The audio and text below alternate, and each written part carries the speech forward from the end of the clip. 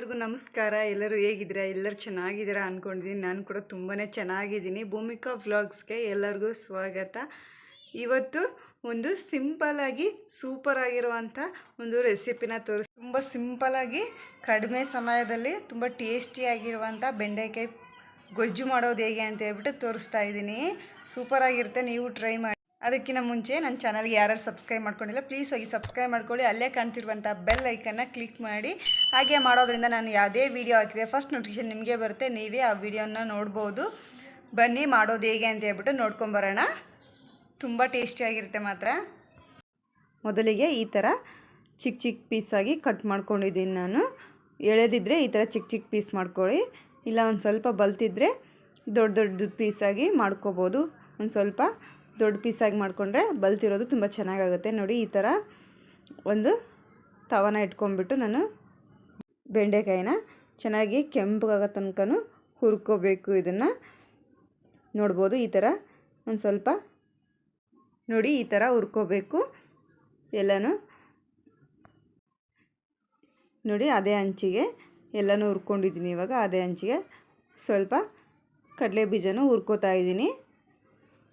ಕಡಲೆ ಬೀಜನೂ ಹಾಕೋಬೇಕು ಅದಕ್ಕೆ ಅಂತಲೇ ಹುರ್ಕೋತಾ ಇದ್ದೀನಿ. ಏನು ಇಷ್ಟೊಂದು ಹುರ್ಕೋತಾ ಇದ್ದಾರೆ, ಇಷ್ಟೊಂದನ್ನು ಹಾಕ್ತಾರ ಅಂದ್ಕೋಬೇಡಿ. ಒಂದು ಸ್ವಲ್ಪ ಜಾಸ್ತಿನೇ ಹುರಿದ್ಬಿಟ್ಟು ಪುಡಿನ ಮಾಡಿಬಿಟ್ಟು ಇಟ್ಕೋತಾ ಇದ್ದೀನಿ ನಾನು. ನೋಡಿ, ಈ ಥರ ಒಂದು ಸ್ವಲ್ಪ ಕೆಂಪಗಾಗೋ ತನಕ ಈ ಥರ ಹುರ್ಕೋಬೇಕು. ಇವನು ಕೂಡ ಕಡಲೆ ಬೀಜ ಹಾಕೋದ್ರಿಂದ ತುಂಬಾ ಟೇಸ್ಟ್ ಆಗುತ್ತೆ ಗೊಜ್ಜು. ಮಾಡೋದಕ್ಕೆ ಒಂದು ಪಾತ್ರೆಯನ್ನು ಗ್ಯಾಸಿನ ಮೇಲ್ಗಡೆ ಇಟ್ಕೊಂಡಿದ್ದೀನಿ, ನೋಡ್ಬೋದು ನೀವು.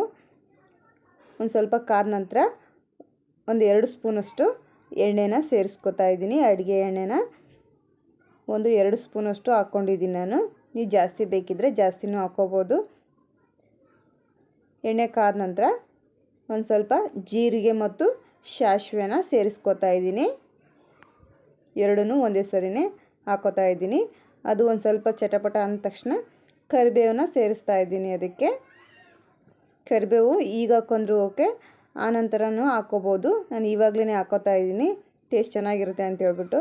ನೋಡಿ, ಒಂದು 2 ಟೊಮೊಟೊ ಹಣ್ಣನ್ನು ಈ ಥರ ಕಟ್ ಮಾಡಿಕೊಂಡು ಇಟ್ಕೊಂಡಿದ್ದೀನಿ. ಇದನ್ನು ಕೂಡ ಸೇರಿಸ್ತಾ ಇದ್ದೀನಿ.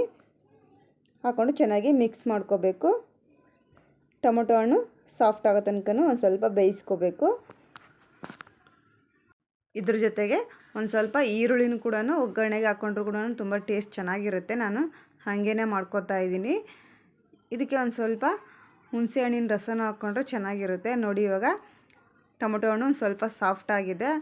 ಆನಂತರ ನೋಡಿ, ಬೆಂಡೆಕಾಯಿ ಹುರಿದು ಇಟ್ಕೊಂಡಿದ್ವಲ್ಲ, ಈಗ ಸೇರಿಸ್ತಾ ಇದ್ದೀನಿ ಇದಕ್ಕೆ.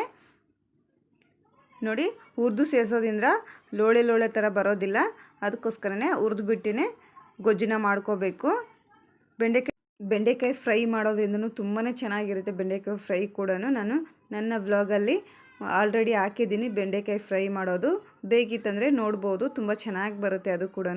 ನೋಡಿ, ಇವಾಗ ಒಂದು ಚಿಟಿಕೆಯಷ್ಟು ಅರಿಶಿನ ಸೇರಿಸ್ತಾ ಇದ್ದೀನಿ. ನನ್ನ ಅಡುಗೆಯಲ್ಲಿ ಭಾಳ ಮಸಾಲ ಇರೋದಿಲ್ಲ. ನೋಡಿ, ರುಚಿಗೆ ತಕ್ಕಷ್ಟು ಉಪ್ಪು ಮತ್ತು ಅಚ್ಚ ಖಾರದ ಪುಡಿನ ಒಂದು 2 ಸ್ಪೂನಷ್ಟು ಸೇರಿಸಿದ್ದೀನಿ ನಾನು. ನೀವು ಕಡಿಮೆ ಖಾರ ತಿನ್ನೋರಾದರೆ ಕಡಿಮೆನೇ ಖಾರ ಹಾಕ್ಕೊಂಡು ಮಾಡ್ಕೋಬೋದು.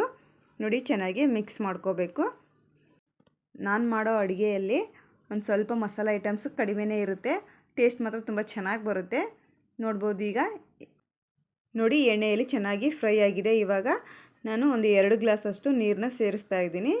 ನೀವು ಕಡಿಮೆ ನೀರು ಬೇಕಿತ್ತಂದರೆ 1 ಗ್ಲಾಸ್ ಸೇರಿಸ್ಕೊಂಡ್ರೂ ಕೂಡ ತುಂಬ ಚೆನ್ನಾಗಿರುತ್ತೆ. ನಾನು 2 ಗ್ಲಾಸ್ ಸೇರಿಸ್ತಾ ಇದ್ದೀನಿ. ಹುಣಸೆ ರಸನ ಸೇರಿಸಂಗಿದ್ರೆ ಇವಾಗ ಹುಣಸೆ ರಸನ ಒಂದು ಸ್ವಲ್ಪ ಸೇರಿಸ್ಕೊಂಡ್ಬಿಟ್ಟು ಬೇಯಿಸ್ಕೊಂಡ್ಬಿಟ್ರೆ ರೆಡಿ ಆಗುತ್ತೆ ಬೆಂಡೆಕಾಯಿ ಗೊಜ್ಜು. ತುಂಬಾ ಟೇಸ್ಟಿಯಾಗಿರುತ್ತೆ. ಅನ್ನದ ಜೊತೆ ಮತ್ತು ರೊಟ್ಟಿ ಜೊತೆ, ಚಪಾತಿ ಜೊತೆ ತುಂಬಾ ಕಾಂಬಿನೇಷನ್ನು ತುಂಬ ಚೆನ್ನಾಗಿರುತ್ತೆ ಅಂತಲೇ ಹೇಳ್ಬೋದು. ಎಲ್ಲರಿಗೂ ಇಷ್ಟ ಆಗುತ್ತೆ. ನಿಮ್ಮ ಮನೆಯಲ್ಲೂ ಮಾಡಿಬಿಟ್ಟು ಹೇಗಿತ್ತು ಅಂತ ಹೇಳ್ಬಿಟ್ಟು ನನಗೆ ಕಮೆಂಟ್ ಸೆಕ್ಷನಲ್ಲಿ ತಿಳಿಸಿ. ನೋಡಿ, ಇವಾಗ ಒಂದು 10 ನಿಮಿಷ ಪ್ಲೇಟ್ನ ಮುಚ್ಚಿಟ್ಬಿಟ್ಟು ಲೋ ಫ್ಲೇಮಲ್ಲಿ ಕುದಿಸ್ಕೊತಾ ಇದ್ದೀನಿ. ನೋಡ್ಬೋದು, ಕುದ್ದಿದೆ. ಇವಾಗ ಬೆಂಡೆಕಾಯಿ ಎಲ್ಲ ಸಾಫ್ಟ್ ಆಗಿರುತ್ತೆ. ನೋಡ್ಬೋದು ನೀವು ಯಾವ ಥರ ಕಾಣಿಸ್ತಾ ಇದೆ ಅಂತೇಳ್ಬಿಟ್ಟು. ಈ ಥರ ಆದಾಗ ಕಡಲೆ ಬೀಜನ ಮಿಕ್ಸಿಗೆ ಹಾಕ್ಕೊಂಡು ಇಟ್ಕೊಂಡಿದ್ದೀನಿ ನಾನು. ನೋಡಿ ಈ ಥರ ತರಿಯಾಗಿ ಹಾಕ್ಕೊಂಡಿದ್ದೀನಿ, ಅಷ್ಟೇನು ಸಣ್ಣಗೆ ಹಾಕ್ಕೊಂಡಿಲ್ಲ, ಒಂದು ಸ್ವಲ್ಪ ತರಿಯಾಗಿಯೇ ಹಾಕ್ಕೊಂಡಿದ್ದೀನಿ. ಇವಾಗ ಇದನ್ನು ಒಂದು 2 ಸ್ಪೂನಷ್ಟು ಸೇರಿಸ್ತಾ ಇದ್ದೀನಿ ನಾನು. ನೀವು ಜಾಸ್ತಿ ಬೇಕಿತ್ತಂದ್ರೂ ಒಂದು 3 ಸ್ಪೂನಷ್ಟು ಸೇರಿಸ್ಕೊಂಡ್ರೆ ತುಂಬ ಚೆನ್ನಾಗಿರುತ್ತೆ. ನಾನು ಕಡಿಮೆನೇ ಹಾಕ್ಕೊಂಡು ಮಿಕ್ಸ್ ಮಾಡ್ಕೊತಾ ಇದ್ದೀನಿ. ಗ್ಯಾಸ್ನ ಲೋ ಫ್ಲೇಮಲ್ಲಿ ಇಟ್ಕೊಂಡ್ಬಿಟ್ಟು ಶೇಂಗಾ ಪುಡಿನ ಸೇರಿಸ್ಕೊಂಡಿದ್ದೀನಿ ನಾನು. ಆಯಿತು, ಇಷ್ಟೇ. ಇದನ್ನು ಗ್ಯಾಸ್ ಆಫ್ ಮಾಡ್ಕೊಂಬಿಟ್ರೆ ಆಯಿತು, ಮತ್ತೇನು ಬೇಯಿಸ್ಕೊಳ್ಳೋಕೆ ಹೋಗ್ಬಾರ್ದು.